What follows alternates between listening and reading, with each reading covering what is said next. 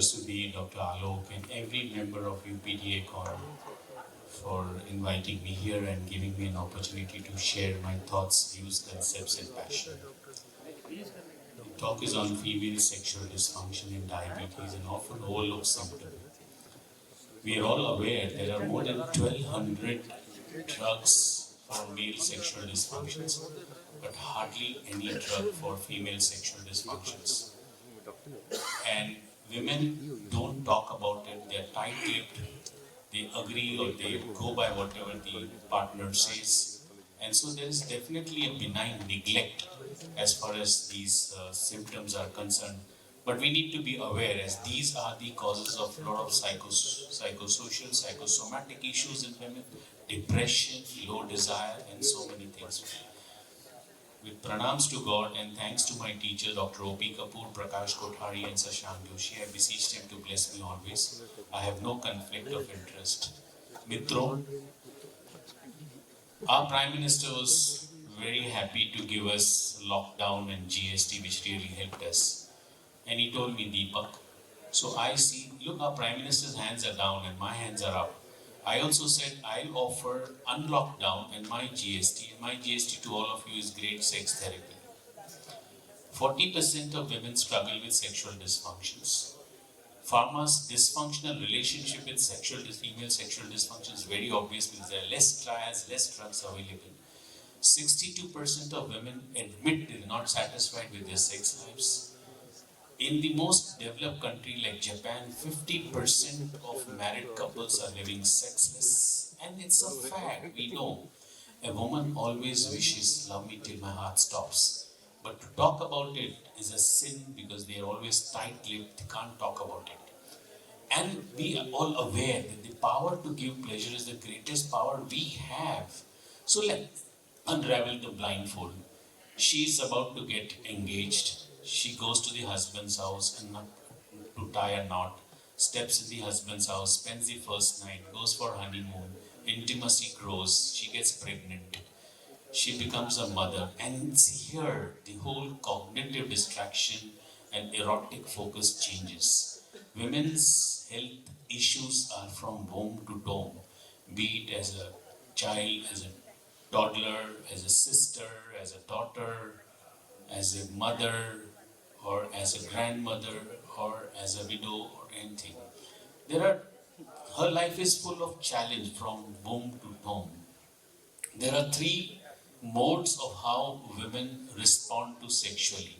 Of course, excitement, desire, plateau, and orgasms. Women at one given time of sexual response, they are multi-orgasmic. We men are mono-orgasmic. We get one erection, one ejaculation, we have a refractory. So, according to DSM-4, 5, we have three sexual dysfunctions in females. One is interest and arousal disorder, orgasmic disorder, and genitopelvic pain or penetration disorder. Most of these female sexual dysfunctions today have been understood to be a warning sign of chronic disease development. We are all aware of it. And what do they women want? See, they're not interested in medications. The high degree of focus lies on the emotional and relational aspects and a lot of behavioral therapies which they want. They're not happy with taking medications for getting, desire or anything like that. And we all understand women are more heart-oriented and we men are physical-oriented. So what do we think that they will be benefiting with whatever we try to do to improve them? They all want more sexual satisfaction. That is what is important. And the onus of sexual health of our female diabetics lies with we physicians. And let me give a little deeper perspective of what is female sexual dysfunction. We all have total, absolute, persistent disregard towards women's satisfactions. But in Rishi Vatsayana, mutual satisfaction is supposed to be the benchmark of conjugal life. It's called samabhog, means equal joy. And the need of the hour today in diabetics is a benign neglect. And we need to think about it. We need to see that it gets affected. Their quality of life gets affected. Though they are tight-lipped, they have dryness, they have less lubrications, they have itching, they have pain, they have diseases, so many things. We all are still living in a cultural myth that phallocentrism is dominant and it's the only thing which women want. That's not good. We need to also know that we make an issue of a small tissue like hymen. You know, New York Times clearly mentioned the hymen, the vaginal membrane that normally breaks in the first act of intercourse, which is wrong, bullshit.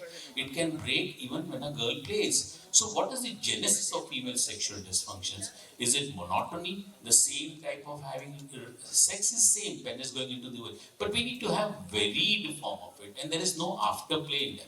So men use women always as a sleeping pill, and women age. We all are going to age. So life expectancy is more than 70 years today.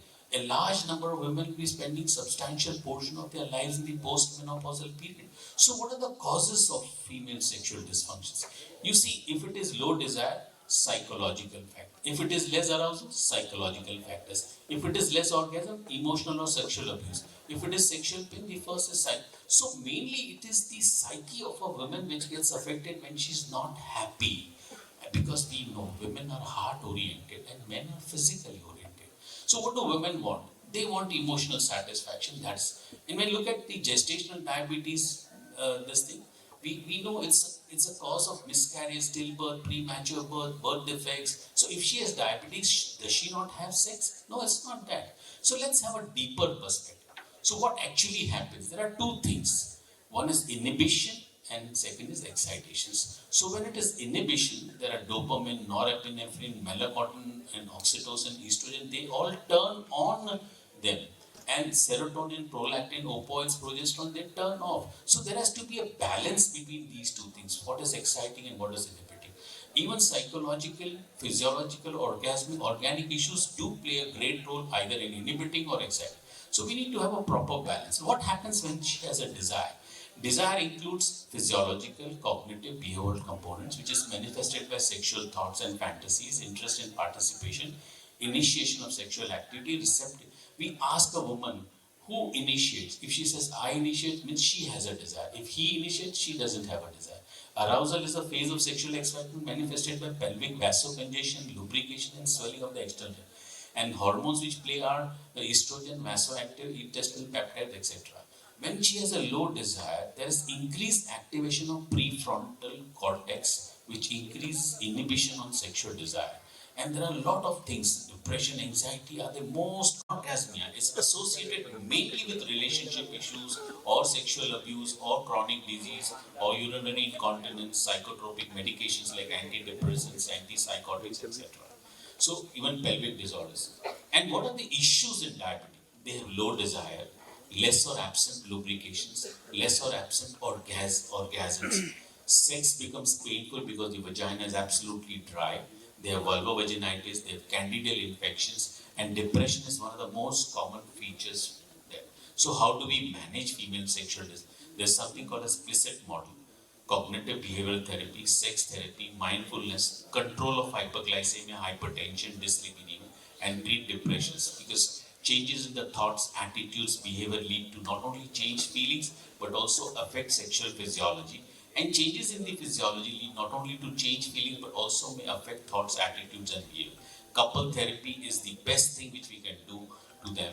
And if at all, a lot of pharmacological treatment which are there we have PD5 inhibitors, we have a new drug called flibanserin, Botox has been tried, estrogen, testosterone, tibolone has been tried, and very effective. Certain herbal agents, lubricants, repellents are. Bupropion is the best drug for depression in patients, diabetic patients. So testosterone for low libido and postmenopausal is the best for all of them. Tibolone has been tried. PD5 inhibitors also have been tried, which we give to male patients for erectile dysfunctions. Sildenafil improves the sexual response in women also. Sildenafil can be treated along with antidepressants in patients with female. Botox has been tried for vaginismus, which is one of the most common dysfunction in women which we have. Flibanserin, a new drug, but this novel drug is just like a placebo. It doesn't work. It's very expensive, but it doesn't work at all. Other strategies are testosterone and 5-HT2 agonist, testosterone and PD5 inhibitors, bupropion for depression. So, in all, if a woman has a normal or high sexual drive, and normal motivations, check the level of distress and contextual factors. She has a normal desire and motivations. If she has low desire and high motivation, assess hormones, androgens and prolactin. This is a lipidinal dysfunction. These are all in diabetics.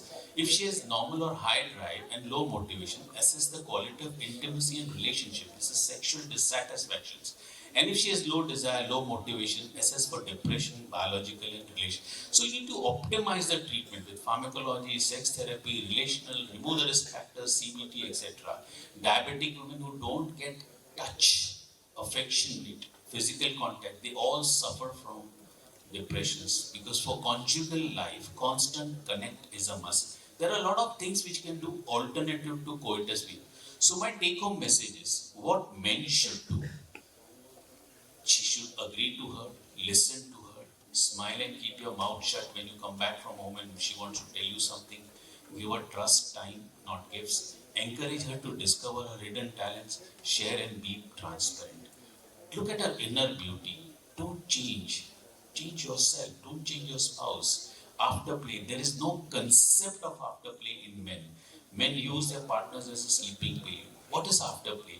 Once you ejaculate, you should hold her tight, hug her, thank her, compliment her, tell her she was beautiful, she was awesome, she did a wonderful job. This is a must. Because if you look at a girl who's good looking, did a lot of makeover, anybody would say, oh, she's gorgeous. But if you compliment and thank your partner in the bedroom after you've had good intercourse, it gives her a feeling that you like her the way she is, and that speaks miles. Regard him as a hero, never give him any pressures to perform. Yeda hai, teda hai, lekin mera hai. That's what we should remember. And these are the women who lost complete, attractions for their partners, and they got a makeover done. And they were again attracted and admired by their husbands. So my appeal to all the women gathered here, please spend your husband's money, go to the parlor and look as beautiful as possible and try to lure them. Medical aesthetics is a booming industry, facelift, vaginal rejuvenation, so many. Women should avoid smoking and eat less often. It is said, kam khao, gum khao, nam jao. Very beautiful, Jainism described. Do workouts, which is very important. Love each other unconditionally, your partners for life.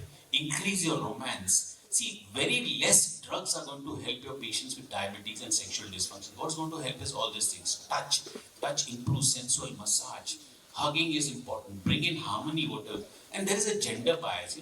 Hypogonadal men are given testosterone in and out. Even young boys go to the gym, their gym instructors give them testosterone in spite of the fear of they may get cancer of prostate. But women are terrified with HRT. Why this bias? So give them certain drugs because they feel inadequate completely. A woman without sexual hormones is like a Ferrari without fuel. So give her hormones. Some pulse therapy of estrogen and testosterone will really help them. Explain to them that they are sexual beings. Accept yourself the way you are.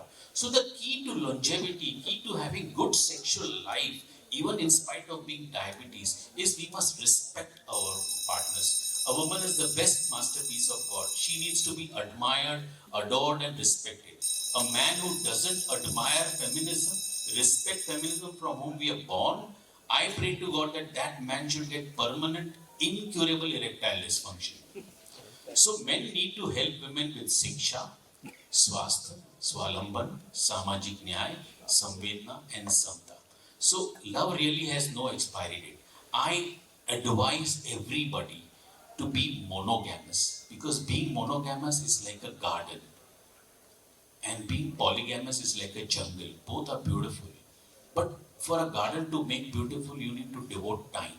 You need to cut the right type of grass, put fertilizers, put water, and devote time. So in an ideal marriage, you need to give time.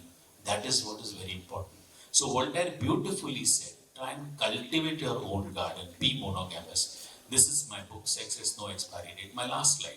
Female sexual dysfunction is highly prevalent and undertreated across the globe.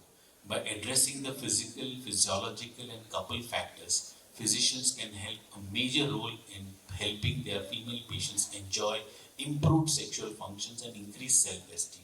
Sensitivity of the physician in approach the problem is important. men's rational approach in accepting feminism with adoration along with the relevant treatment to the women will go a long way in improving their sex-starved lives. Aging is inevitable, and friends, sex daily has no expiry date. Female sexual dysfunction is a fact and not a myth, but can be really managed today. So let's talk female sexual dysfunctions as a normal sexual dysfunctions which are there in men too. Thank you all for your love. I'll be happy to answer any questions you have. Thank you, Dr. Jumani, for an excellent presentation. Really a very good lecture. One thing more. What about the effect of the drugs on females like beta blockers? Absolutely, absolutely. The same thing. Yeah. The same Beta blockers, diuretics, centrally acting drugs, they all are not good for men or women having, because they reduce the blood flow. So, if at all you want to give beta blockers, give nebivolol.